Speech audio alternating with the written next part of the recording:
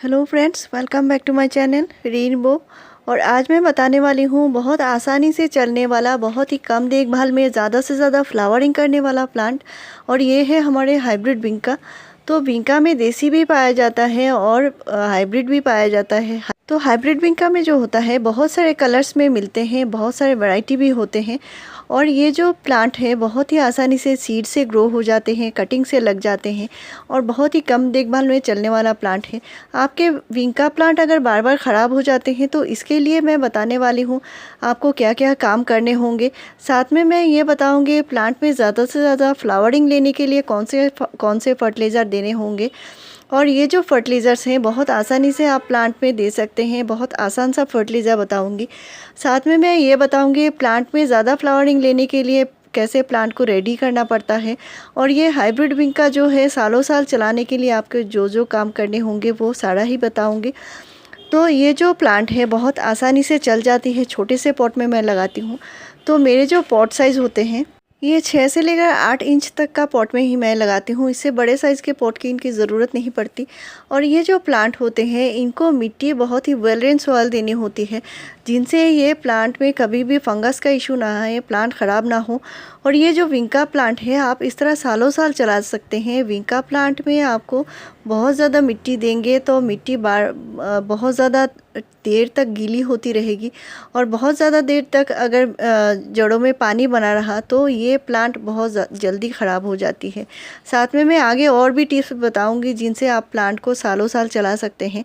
ये जो प्लांट है ये धूप इस प्लांट पे बहुत ज़्यादा ज़रूरी होती है। आप सुबह से लेकर शाम तक इस प्लांट पे धूप दीजिए तो ये ज़्यादा से ज़्यादा फ्लावरिंग करेगा।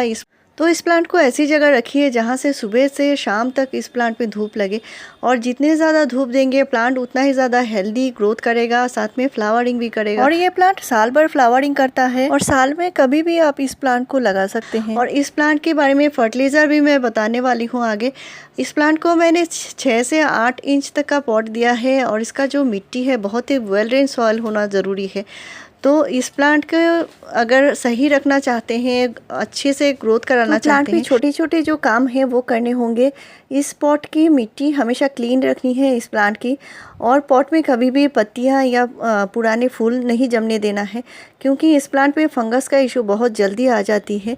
और नेक्स्ट जो है इसकी मिट्टी की बात कर रही हूँ। इसको अगर अच्छे से रखना चाहते हैं तो इसको वेल ड्रेन सॉइल देनी होगी। तो कम से कम गार्डन सॉइल 50% लिया है तो आपको कम से कम 30% सैंड मिलाना होगा। और अगर बहुत ज़्यादा चिपचिपी मिट्टी है तो 10% राइस हस्क मिलाकर लगाइए। प्लांट में से ज़्यादा फ्लावरिंग लेने के लिए आपको जो काम करना है वो है एक ज़रूरी बात, ये देखिए, ये है पिंचिंग। इसको पिंचिंग बोला जाता है किसी भी प्लांट की टिप की पोर्शन। और ये जो प्लांट होता है इसको बुशी बनाने का यही तरीका है। इसको पिंचिंग करते जाइए तो प्लांट बहुत ज़्यादा बुशी बनेगा और जितना ज़्यादा घना होगा प्लांट उतना ही ज़्यादा ये फ्लावरिंग भी करेगा। तो ये काम आपको करने होंगे। प्लांट में अगर 1-2 कलियाँ बन भी जाती हैं तो आपको ये पिंच करना है और पिंचिंग करते करते आपको प्लांट को घना बनाना है। और फर्टिलाइज़र मैं आगे बताऊँगी। विंका प्लांट में आप कम से कम 10 दिन के गैप में एक बार हल्के से गुड़ाई कर दीजिए और 10 से 15 दिन के गैप में एक बार फंजीसाइड का स्प्रे प्लांट के ऊपर कर दीजिए और मिट्टी में भी कर दीजिए। तो आपका प्लांट सालों साल चलेगा, कभी भी प्लांट ख़राब नहीं होगा। और इस बरसात से आपको इस प्लांट को ज़रूर बचाना है। इस बरसात में कभी भी हाइब्रिड विंका को कभी भी नहीं रखना है, क्योंकि हाइब्रिड विंका जो होता है बरसात के पानी से बहुत जल्दी इसमें फंगस लग जाती है। तो आप अगर इसको घर के अंदर रखिए या बैल्कनी में रखिए, इसमें बरसात का पानी बिल्कुल नहीं गिरना चाहिए। और इस प्लांट को मैंने जो बताया है 10 से 15 डेज़ के गैप में एक बार फंजीसाइड का स्प्रे ज़रूर कर दीजिए और मिट्टी में भी दे सकते हैं। अगर आप इस प्लांट को बरसात में रखे हैं तो जल्दी से जल्दी इस प्लांट को शेड में रख दीजिए। और ये जो विंका प्लांट है इसमें पानी का बहुत ज़्यादा ध्यान रखना है, गीली मिट्टी में कभी भी पानी नहीं देना है। और प्लांट में ज़्यादा से ज़्यादा फ्लावरिंग लेने के लिए मैंने कुछ गज़ब के फर्टिलाइज़र बताए हैं जो प्लांट में आप देंगे बहुत आसानी से दे सकते हैं, बनाना बिल्कुल आसान है। तो इनके लिए मैंने प्लेलिस्ट बना दिया है ताकि आपको ढूंढने में आसानी हो। रेनी सीज़न में कौन कौन से फर्टिलाइज़र प्लांट में देने होते हैं जिनसे आपका प्लांट बिल्कुल ख़राब ना हो, तो इस पर मैंने प्लेलिस्ट बना दिया है रेनी सीज़न का फर्टिलाइज़र के ऊपर। और अभी मैं बताऊंगी, ये जो प्याज देख रहे हैं आप, ये प्याज बहुत ही कमाल की चीज़ होती है हमारे पौधे के लिए। इनसे आप बहुत ही बढ़िया फर्टिलाइज़र बना सकते हैं। तो यहाँ पे मैंने 1 टीस्पून चाय पत्ती लिया है और 4 से 5 प्याज के छिलके लिए हैं। इनको अच्छे से उबाल लिया है और यहाँ पे जो पानी निकला है इसको ठंडा कर लेना है। तो 1 टीस्पून चाय की पत्ती, मैंने फ्रेश चाय की पत्ती लिए है, जिससे आप प्लांट में ग्रोथ ले सकते हैं, फ्लावरिंग ले सकते हैं, मिट्टी को एसिडिक बना सकते हैं। प्लांट में आप किसी भी प्लांट में डाल सकते हैं चाय पत्ती और प्याज का फर्टिलाइज़र। और ये मैं अपने विंका प्लांट में भी डालती हूँ। ये मैं 10 डेज़ के गैप में डालती हूँ, तो प्लांट में ज़्यादा से ज़्यादा कलियाँ बनती हैं।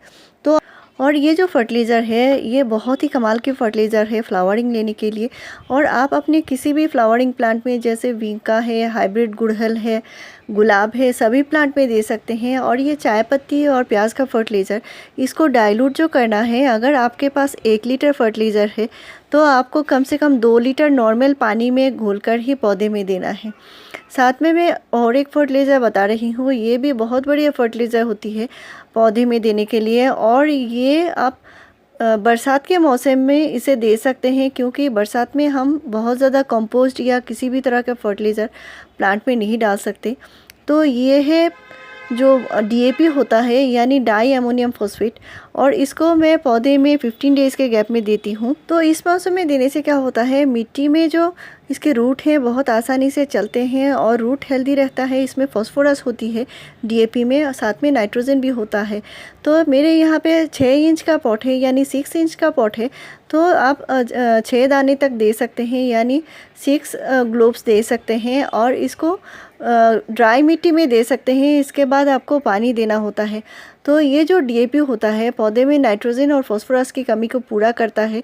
लेकिन आपको फ्लावरिंग लेने के लिए जो मैंने बताया है, प्याज और जो चाय पत्ती का फर्टिलाइज़र, इसको ज़रूर देना होगा। और डीएपी देने के बाद पौधे में पानी देना बहुत ज़रूरी है। तो दिए गए जानकारी से आपका प्लांट हमेशा हेल्दी रहेगा, प्लांट कभी भी ख़राब नहीं होगा। मेरे चैनल में आपको ऐसी ही बढ़िया जानकारी मिलती रहेगी। मेरे चैनल को ज़रूर सब्सक्राइब कीजिए, लाइक शेयर और कमेंट कीजिए। वीडियो पूरा देखने के लिए थैंक यू।